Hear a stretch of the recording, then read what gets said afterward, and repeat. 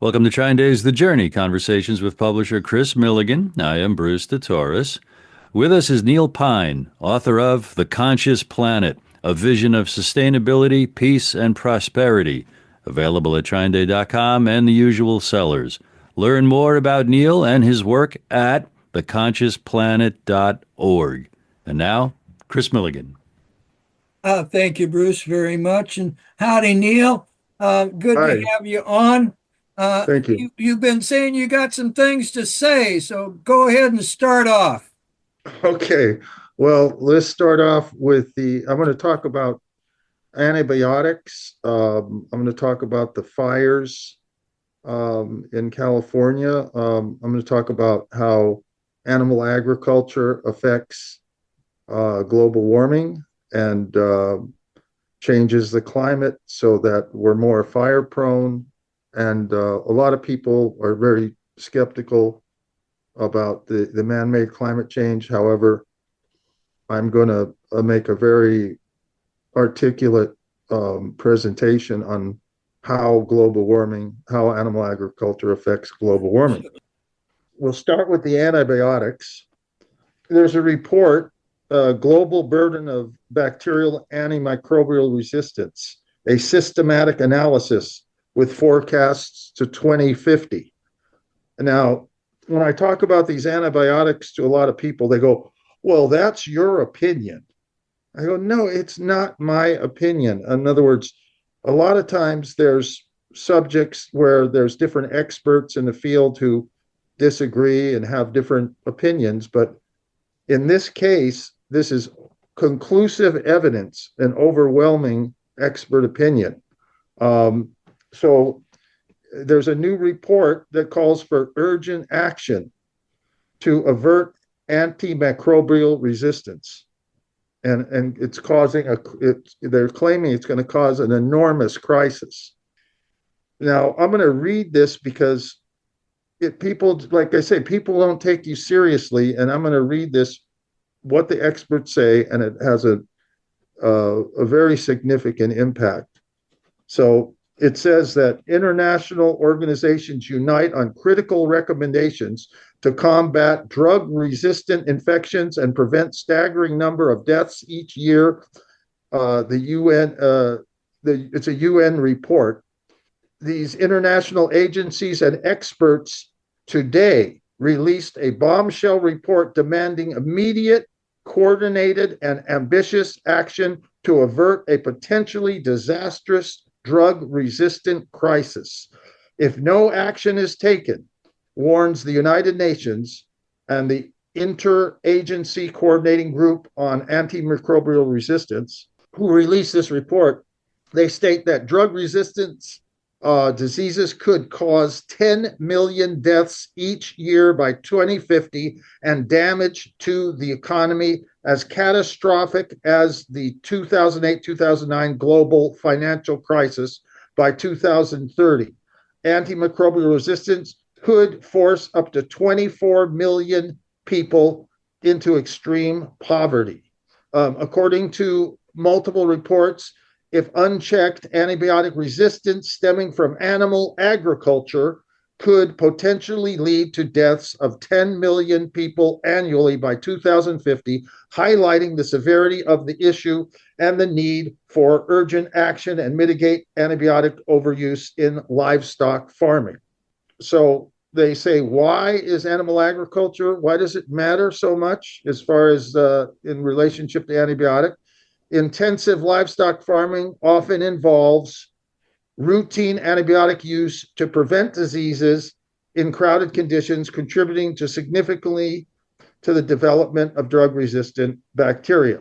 And the World Health Organization is active in this matter, and it acknowledges it. It has addressed it. And as you know, as we spoke before on the other show, the dairy industry uses tons of antibiotics because, as I stated, they treat the poor cows like a machine and they over milk them. And this causes the disease called mastitis. So mastitis is where, pus and blood is formed and it goes into the milk. So there's a law on the books that states that milk producers can only sell milk with a certain amount of pus in it. In other words, there's pus in all milk because of this, basically because of this process. So then remember I spoke about the word prophylaxis, where you become immune to the antibiotic. So if people use animal products every day with antibiotics, they become resistant to antibiotics. It destroys your immune system. Antibiotics are for bacterial infections, but when you take small dosages of antibiotics every day, that lowers your immune system to also catch viruses. And remember, as I stated, I told a doctor this to his face. I go, do you know anyone who takes antibiotics every day? Because that would destroy your immune system. He goes, yes, you're right. I go, you don't know anyone who does that, do you? And he goes, no. I go, you don't know anyone who eats animal products? Meat, milk, eggs, cheese, butter, ice cream? Because 80% of all antibiotics manufactured in the world are fed to livestock. So disrupting the natural balance of bacteria in the gut, known as the microbiome, it makes both humans and animals more susceptible, not only to infections, but also to viruses. So it says antibiotics can make immune cells less effective for fighting infections. Well, now, Western civilizations are fairly similar. Could this overuse of antibiotics affecting the immune system have something to do with the susceptibility of some Western economies to COVID and other things? Oh, absolutely. This is what I've been stating, is that antibiotics are dramatically affecting people's immune system who use animal products every day. And that's why they're more susceptible to diseases of many kinds. And so in my book, I talk about boosting your immune system naturally And how does one do that? In my book, chapter 13, I say to boost your immune system, I say that it's called shots of ignorance. And I talk about boosting your immune system naturally. And first of all, as I stated, the dairy products and the animal products with antibiotics lower the immune system. So you cut out the animal products, you go on a vegan diet, and then I recommend raw juicing, such as wheatgrass juice is very powerful. Also, I talk about, using other raw juicing. Carrot juice is very good with beets. I do that every day. That's one form to supercharge your immune system.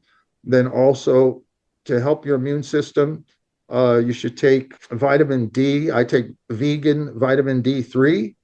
I also take zinc, is very important.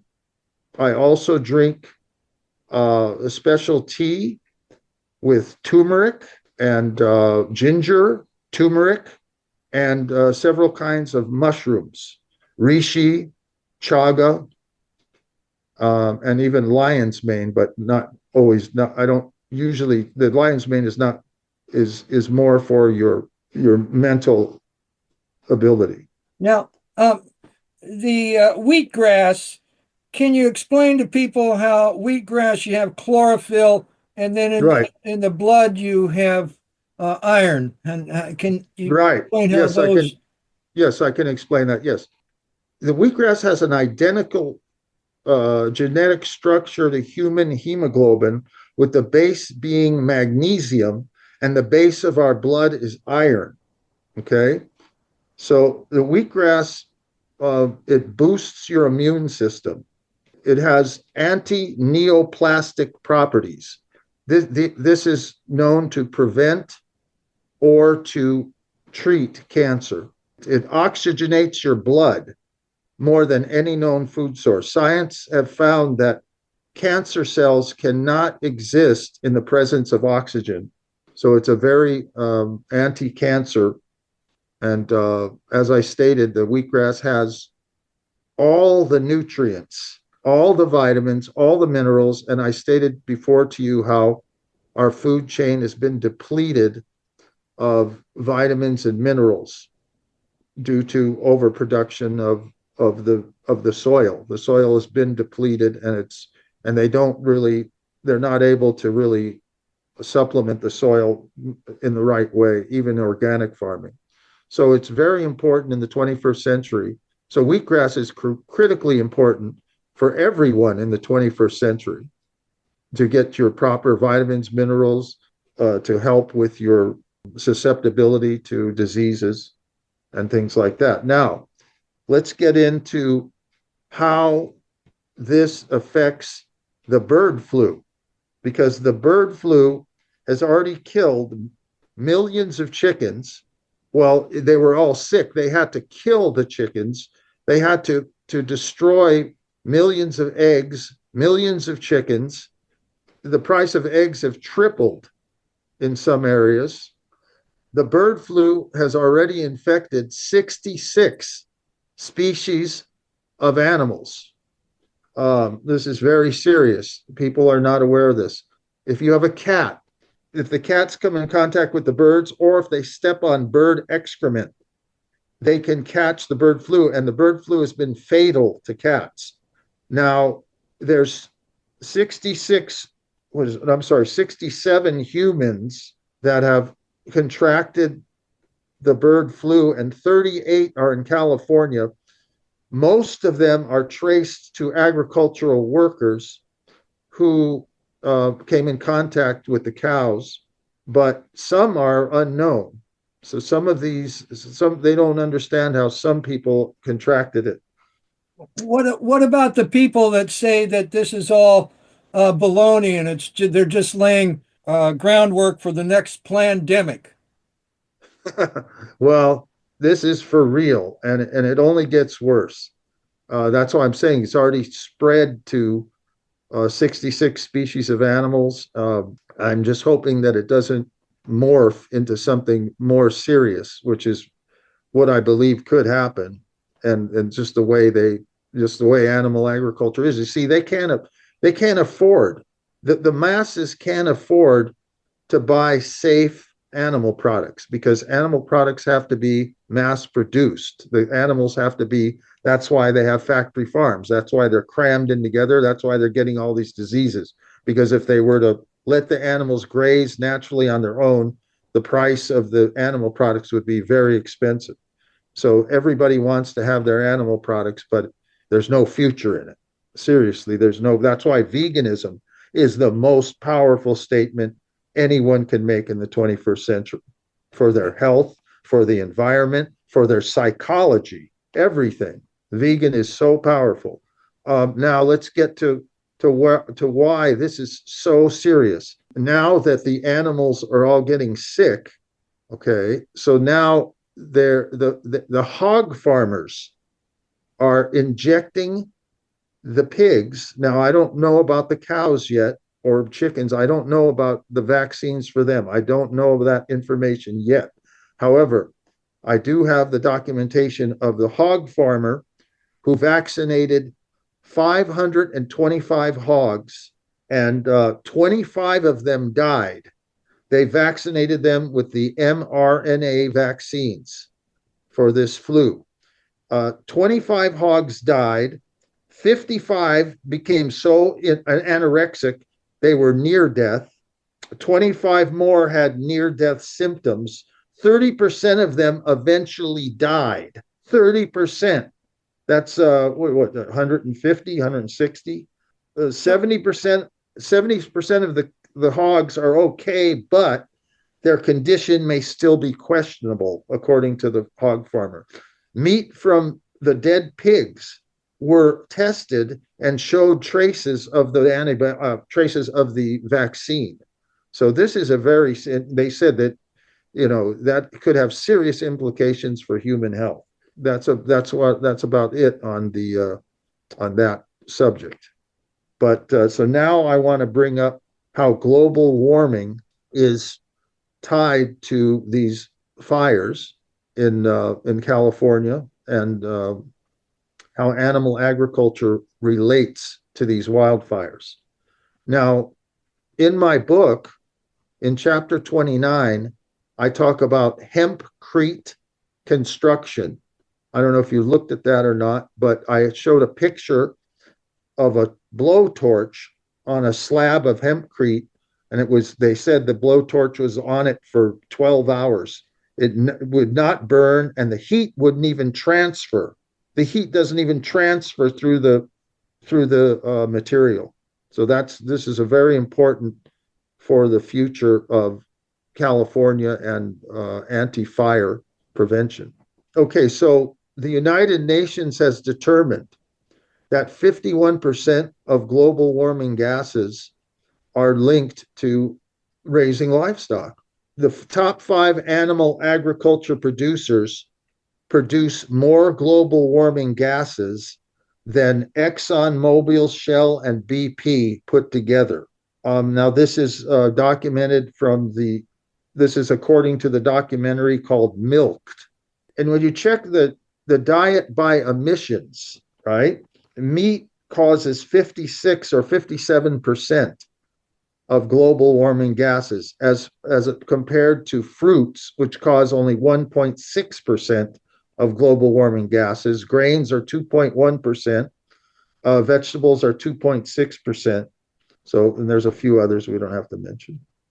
And beef is the greenhouse gas emissions from meat, and this is according to kilograms equivalent per kilogram of product. So they're saying that beef creates 39 kilograms of CO2 as compared to chickens that only create, no, pork that only creates 2 kilograms of CO2, and chickens only create 1 kilogram of CO2 in comparison. So that's the beef industry is the highest producer of global warming gases. Now, I've talked in my book about NASA. NASA has graphs and charts that prove the man-made gases. In other words, these gases definitely came from man, and we can trace where they went. So these are effluvium emissions, okay? And so we'll start with CO2. Okay, the CO2 we exhale, they say, I hear a lot of people say, oh, well, cars make CO2 and that helps trees grow. And I go, the CO2 that we exhale is much different than the CO2 coming out of an exhaust pipe of a diesel truck or a car. It affects the environment and people's health, and exhaling oxygen doesn't do that. So CO2s from fossil fuel is definitely toxic. So that the people are not differentiating. There was 50,000 ongoing fires in the Amazon rainforest. And statistically, they're burning down 200,000 acres every day. I mean, I've told this to people, they don't even believe the statistic. They go, well, if that was true, then we wouldn't even have a rainforest. There would be nothing, And I'm saying, well, I don't know, but that's what they're saying. I've double checked in many sources. That's a fact. 200,000 acres a day. So when you take the rainforest canopy away, this causes the sun to beat down on the earth, killing all the plants. Of course, tropical plants grow under the rainforest canopy. They can't take direct sunlight anyway. So that just wipes out the land. So this is it turns the land into a desert. And they've already cut down since 1988. They've already cut down equivalent amount of rainforest that equals Texas and New Mexico. That's how much rainforest they've already destroyed. So as you know, the moisture in the leaves of the rainforest creates the precipitation that creates the cycle of rainforest. Now, we're going to get to more causes. So the rainforests burning down are causing massive amounts of CO2. The cutting the rainforest down, causing the desertification of the planet. It's also heating up the earth by turning the land into a desert from a beautiful, lush rainforest.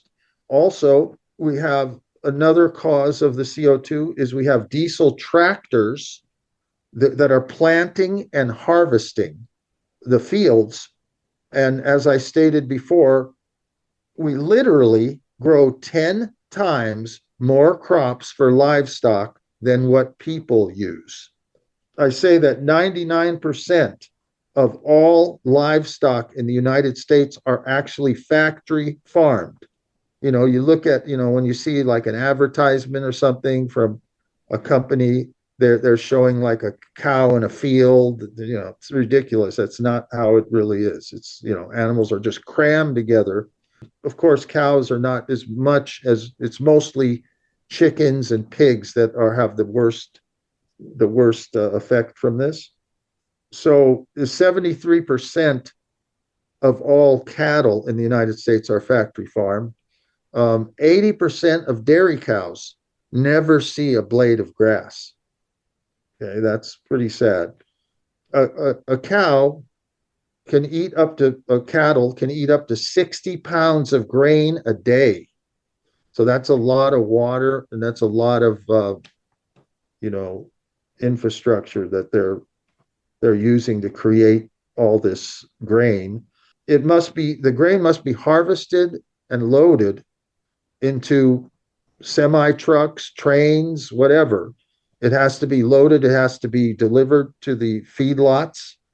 The animals have to be that's what's causing so much CO2 is all this transportation of grain to the feedlots. And after feeding all this grain, the poor animals got to be shipped over to the slaughterhouse. They don't just walk to the slaughterhouse. You have to transport them somehow. And as I stated, if you take all the livestock in the world, including fish, it comes out to like 4 trillion pounds a year. So they got to haul all these fish, all these animals around, and it causes a lot of CO2. So that's like people say, well, how does animals cause CO2? Well, I'm explaining it. Not just from flatulence, huh? No, that's just one small, and the flatulence isn't the CO2. Flatulence is the methane. And I'm going to get to that. See, I'm talking about all the causes of global warming, and I'm still on the CO2. So you got to use transportation to process these animals. They load them on trains, they load them on trucks, they load them on planes, they load them on in different forms of transportation. And after they kill them, they have to haul the carcasses to the processing centers. And then after they process them, they have to haul them to the distribution centers. And then from the distribution centers, they have to haul the cuts of animals to the supermarkets. I mean, it goes from the distribution to retail. So this is a lot of transportation. When you harvest vegetables, it just goes to one distribution center and then to the supermarkets, So it's a very big process here. Okay, so now let's get into another major cause of CO2 that people don't realize. There's about 500,000 large fishing trawlers in the world, and just the diesel, you've seen how you could smell some boats, like they have like a very bad diesel smell. Some of these, they're equal to thousands of cars. These fishing trawlers, they go all over the ocean. But there's one other thing that nobody knows, is that when a fishing trawler, it drags a net across the bottom of the ocean. Okay.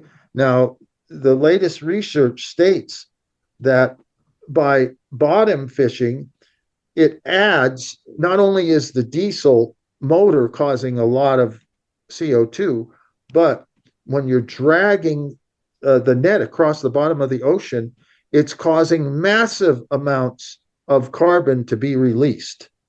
It's a major source of carbon added to the atmosphere just by dragging the nets across the bottom of the ocean.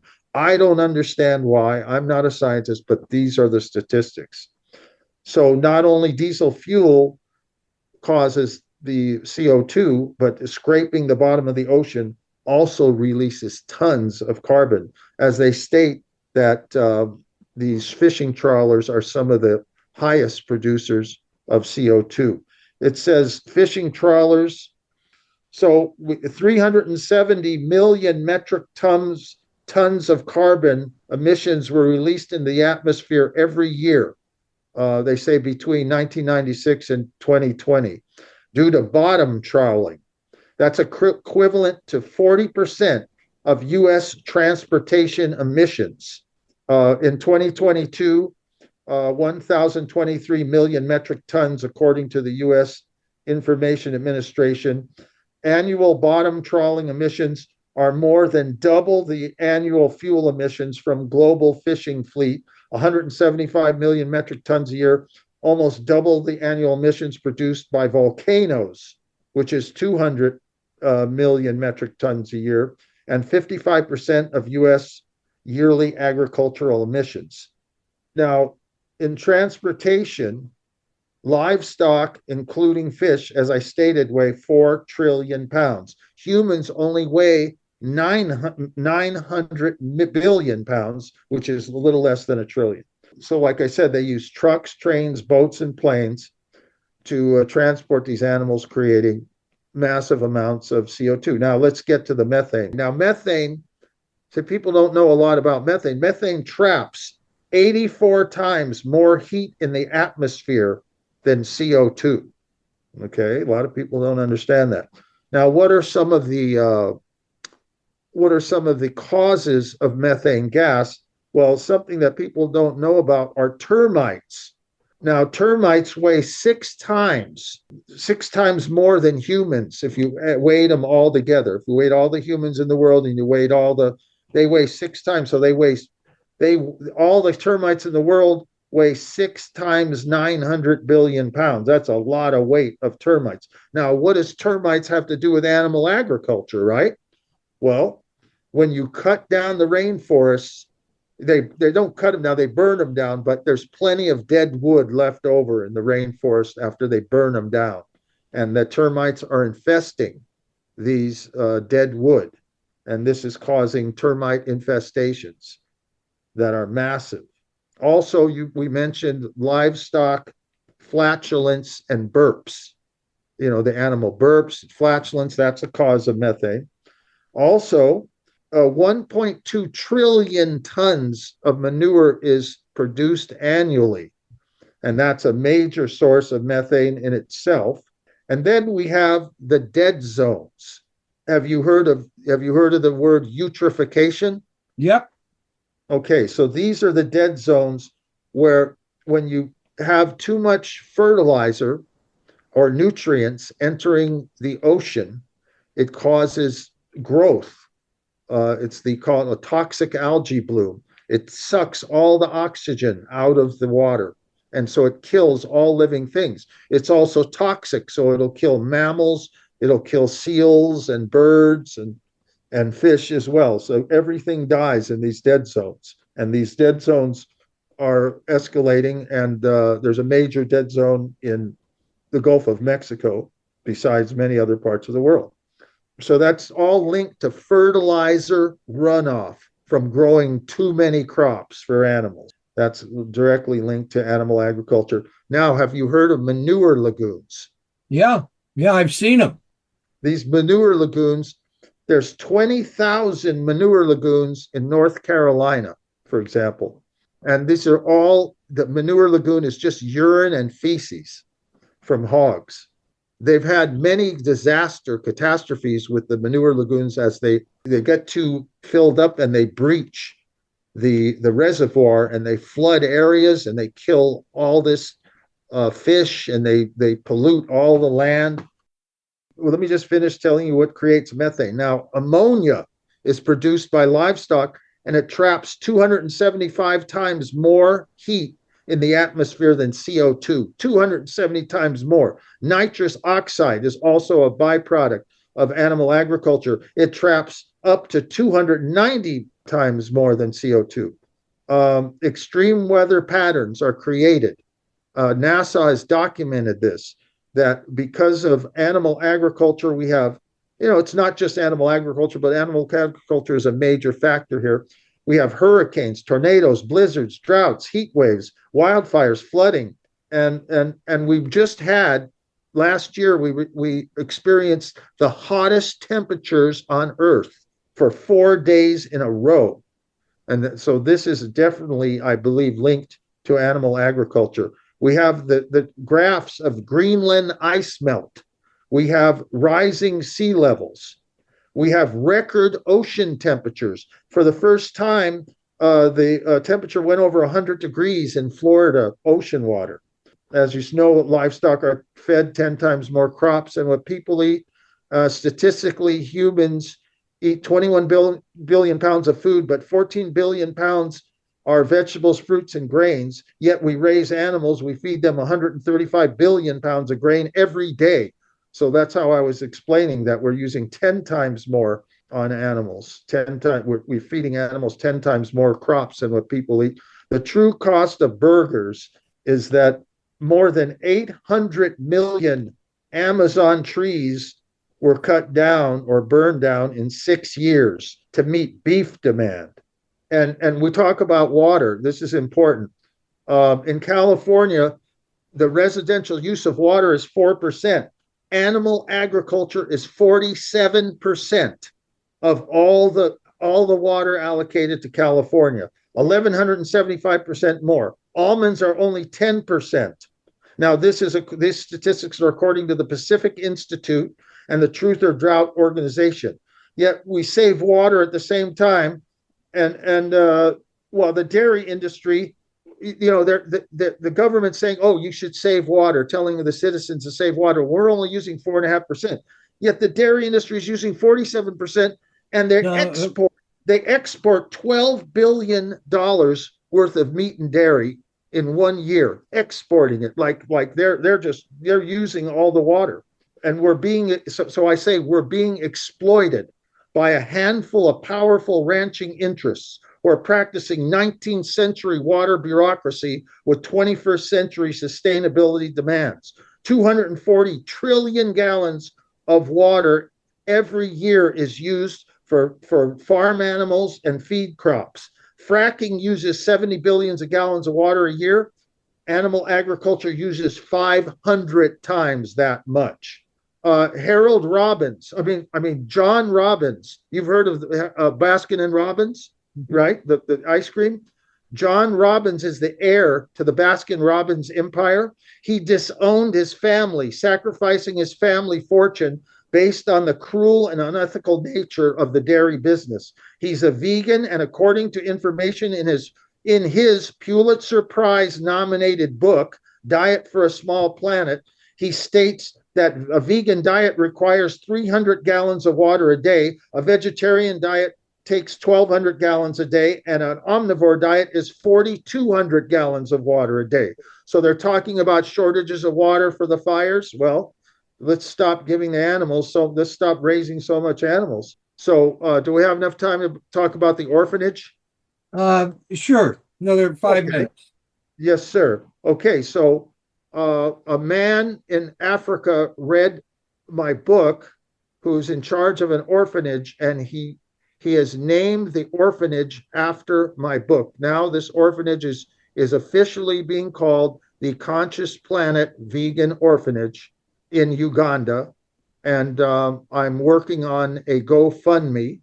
And so if anybody's interested, they can go to Facebook and under the Conscious Planet, or they can go to the name of the Conscious Planet Vegan Orphanage, and they could look at the GoFundMe, and hopefully, and 100% of the proceeds goes to the orphanage, and it's a registered orphanage. It's for real.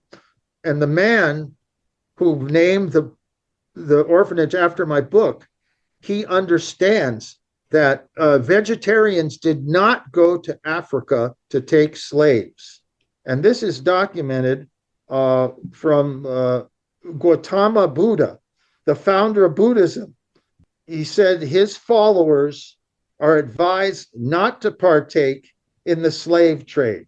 And they says monks should not be taken up by trading with weapons, trading in living beings, trading in meat, trading in intoxicants, and trading in poison. This is a quote from that information. As you know, the ahimsa is the Buddhist and Hindu doctrine of nonviolence and the sacredness of all living creatures. Buddhist people did not directly participate in taking slaves from Africa. The historical record shows that the transatlantic slave trade was primarily driven by European powers. Buddhist teachings are against slavery. While slavery existed in some Buddhist societies, the core Buddhist teachings generally condemn the practice and advocate compassion towards all beings, which would contradict the act of taking slaves. So so we can round it up right there. Okay. Bruce, you have any comments or questions? No, that was a very thorough conversation and teaching. Thank you. Okay. Thank you, Bruce. You're a great guy. I loved your show the last time you made it. Thank you. The book is called The Conscious Planet, A Vision of Sustainability, Peace, and Prosperity. It's available at TrineDay, Amazon, and where all great books are sold.